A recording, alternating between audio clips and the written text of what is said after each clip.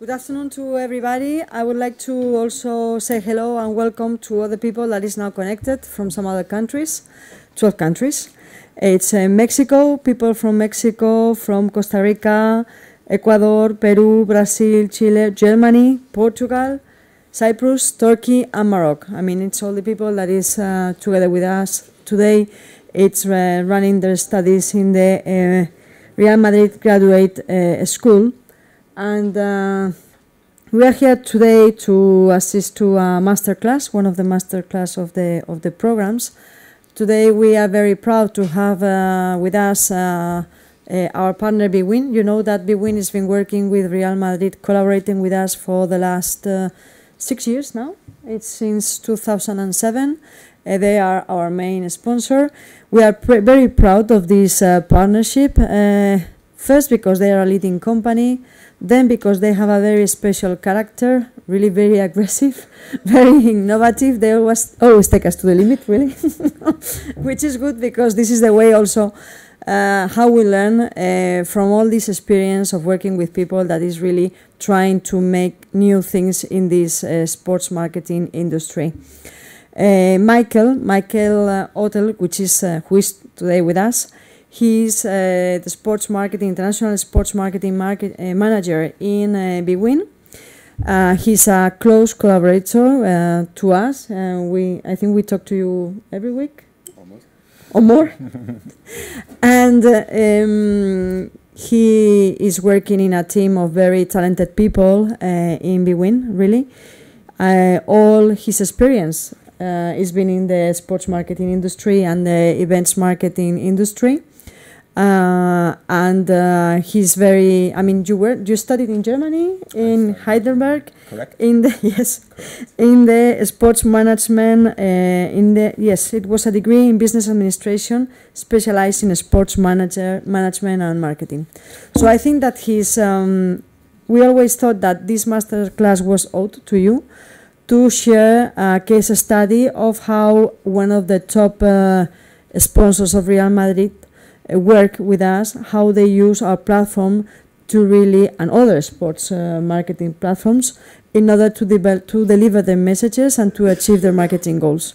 So, I mean, that's all in my presentation. I would like to introduce you to Michael Otel. Very good. Thanks very much, Begonia. Thanks very much for the invitation to have the possibility to speak here in front of you all and in front of those in front of the screen. And thanks very much for the kind words. I'm now happy to run you through a short presentation about our sponsorship strategy and our digital activation strategy that we are following for one of our lead brands, Bwin. As you maybe noticed already in the first slide and on this slide, the company actually since exactly 2 years is not Bwin anymore. It was formerly Bwin. Now it's Bwin Party since we merged with the company Party Gaming. But Bwin is still our lead brand for everything related to sports and obviously still the consumer brand which is visible and the main partner for the sponsorship with Real Madrid.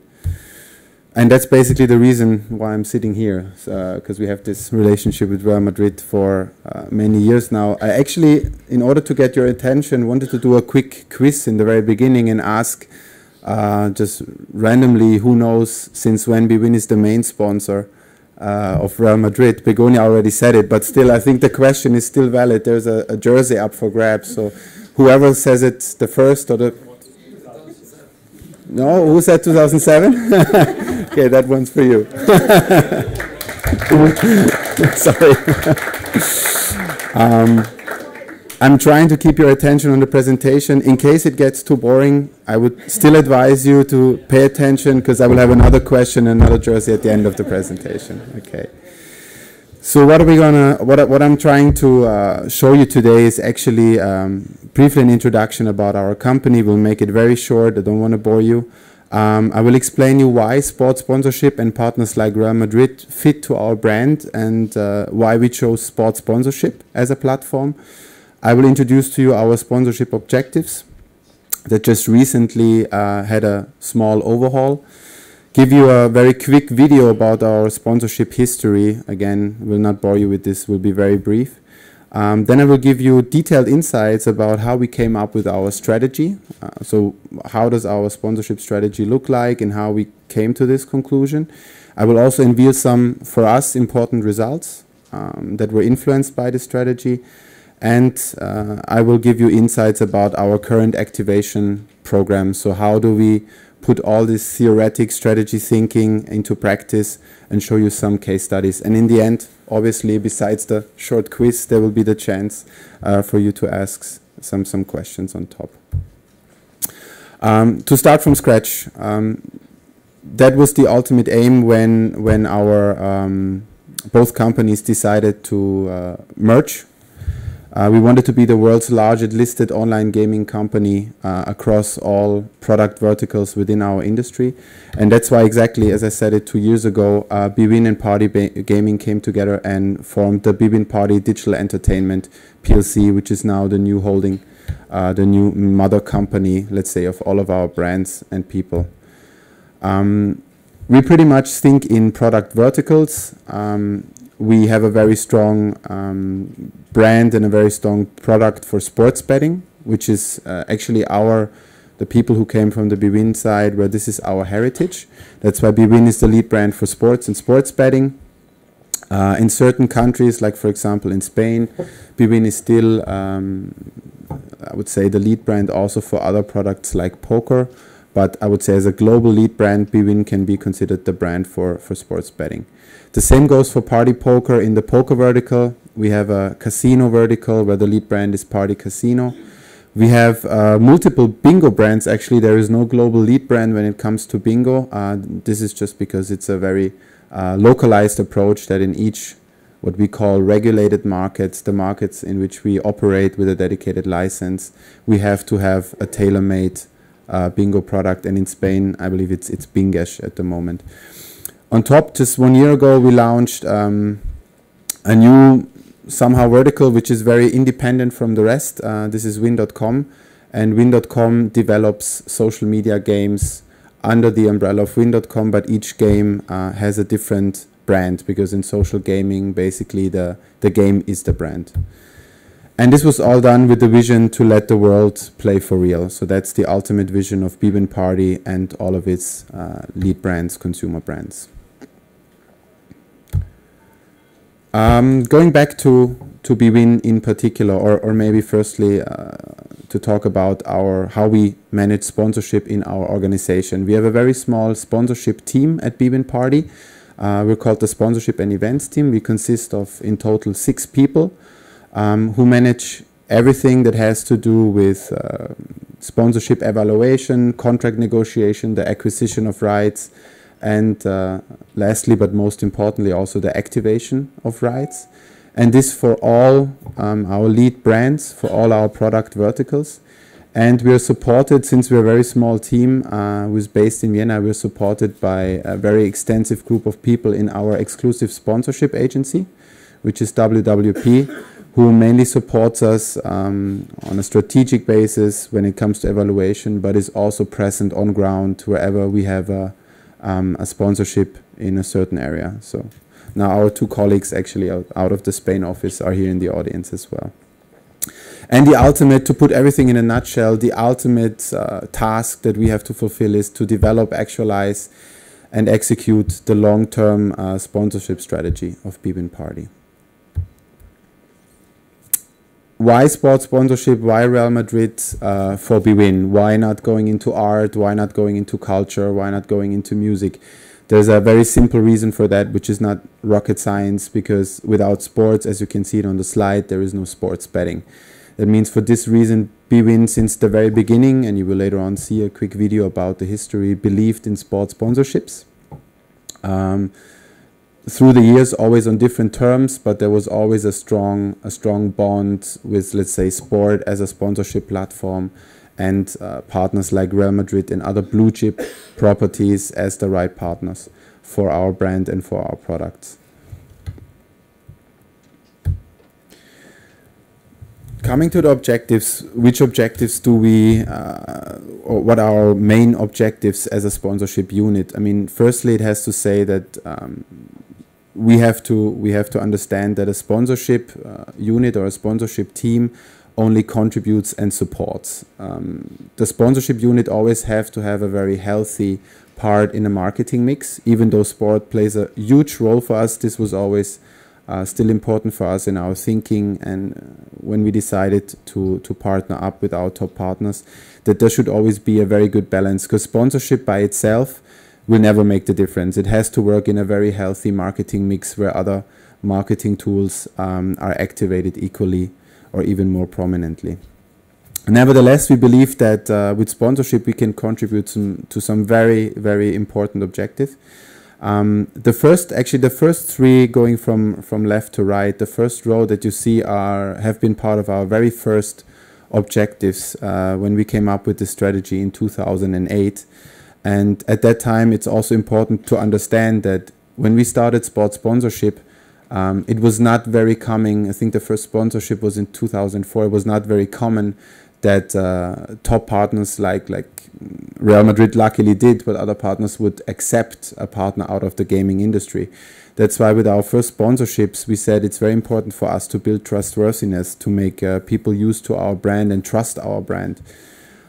Same goes for the premium positioning. I guess whoever is on the jersey of Real Madrid will always be perceived as a premium brand, another secondary or even a lower brand. Also very important still at days like this where we are, and I don't know how familiar you are with all these regulation processes, but there has been a regulation process in Spain that regulated the gaming industry. And since not all European countries are regulated yet, for us it's still very important to also use our sponsorship platforms to achieve political and institutional acceptance. We obviously do a lot for the brand. That's why, due to the big visibility we gain with our partners, we're aiming to increase our brand awareness. We want to associate with the positive values of our partners. And very important, we need to differentiate ourselves from the competition. And I will later on explain this a little bit more in detail. On top, when it comes to activation, it's not enough these days that we increase the brand awareness, because I think we can say that Bwin is now a very common name in the world of sports. Now it's about time that we tell people what we actually do, because everyone now knows Bwin. Now we have to tell them, guys, we're sports betting, we're play for real. That's why increasing product awareness is a major pillar of our newest objective sitemap, I would say. Same goes for driving brand and product engagement, and also obviously to generate and to drive traffic to our key platforms. In this case, it's to Bwin. All this you will find it in a 360 degrees activation platform. I know that this word 360 degrees is used quite a lot and also abused quite a lot, but in this case we really believe that partnering up with top partners, acquiring important rights, only make the difference if it's integrated across every single business unit in our company. That's why we go for a 360 degree approach.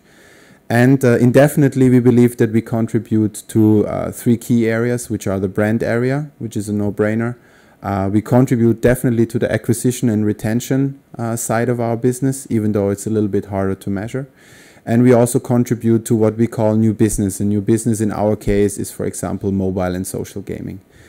Indefinitely, this will all end up, hopefully, driving revenue if we do something right. Okay, I'm not going to bore you now and tell you who we sponsored over the past year, so I decided to just play a small video that outlines the history, our brief sponsorship history. Not every single sponsorship is integrated here, but we chose the main ones, and yeah, have a quick look.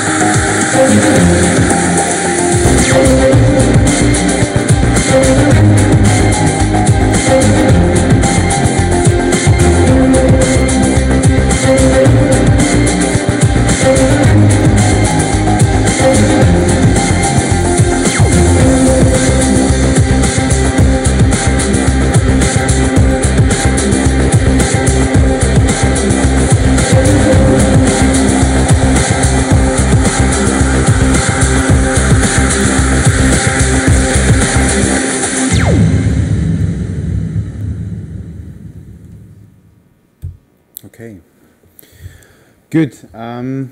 Now you saw all these sponsorships, which are presented in a very fragmented way. There is no clear structure to see when you look at this video. And in fact, the history of our sponsorship approach, starting from 2004 with the first sponsorship until 2000 and actually end of 2008, was a very, I would say, opportunity-driven sponsorship approach. As I said in the beginning, it was not easy to get into sponsorship as a gaming brand during those days. So in the very beginning, the approach was more like to grab whatever is available on an opportunity basis on the market, sign them and get as much awareness and visibility as possible. This worked really well, even though it doesn't sound like a proper strategy. It worked really well, and we could say by the end of 2008, Bwin was already a household name in the world of sports. That's why we decided in 2008 to come up with a dedicated strategy, and I will show you very briefly how we came to that strategy. This is the strategy as it stands today. We clearly, with Bwin, we focus only on 3 different, what we call pillars. That's why it's called the sponsorship pillar strategy. And the main pillar is football, the second one is basketball, and the third one is motorsport. Within these 3 pillars, we only focus on blue chip properties, unless there is a very specific, let's say, local reason to team up with I would say, a minor partner. We can always consider that, but as an international guideline, our priority is always to sign up blue chip properties, to have a certain brand dominance with this partner, to have sector exclusivity, to have a continuity in our contracts, meaning we do nothing below 3 years, and to have, obviously, which becomes more and more important, to have extensive marketing rights and therefore activation potential. Now, how did we came to this strategy? In 2008, as I said it, we said it's time for a proper strategy, and we decided that we need to come up, if we would focus only on one sport, it would actually lead to a lack of brand differentiation, whether if we would focus on too many sports, it would cause dispersion of investment and awareness. So we said, let's focus on 3 or 4 pillars maximum and try to find the best possible assets within these pillars. Or let's say, firstly, let's find out which pillars are the right pillars for our brand and for our objectives. So we came up with our very own Bwin Sports score model, as we called it. We did a very extensive market research and a field analysis in order to find the 3, let's say, right pillars, and we looked into 2 key areas. One was the media exposure, as you can see here, basically telling us which gives us the biggest audience in our key countries, which gives us the global reach. And the other part was which sponsorship pillars or which properties fit best to our image, to our product, and to our target group, which was very important. So this was the score model we come up with, and actually this was the result. So as you can see, it was very clear to us that football, taking all these models, taking this model into consideration, football by far was the #1 pillar. So that was already decided. It was just a matter of to find out which pillars underneath would play a secondary role in this model. Looking at the whole model without football, actually, it looks like this. Tennis back then was among, and motorcar racing was among the top 3 pillars, but back then we also had to take into consideration which property is available, which property makes sense in terms of, I would say, continuity throughout the year. And that's why we decided that tennis is too fragmented throughout the year. You would partner up with too many, since the ATP back then were not open to discuss gaming brands as their partners. We decided to go with basketball and motorcycle racing. And that's basically how we came to the strategy, which is still valid since 2008 until today. The results we achieved with this strategy have been, in our opinion, quite remarkable. Here is a study actually from, I think, 2009 from Sport und Markt. Sport und Markt asked for us, it's an independent study, so it was not done by us. And they asked independently people about which brand they associate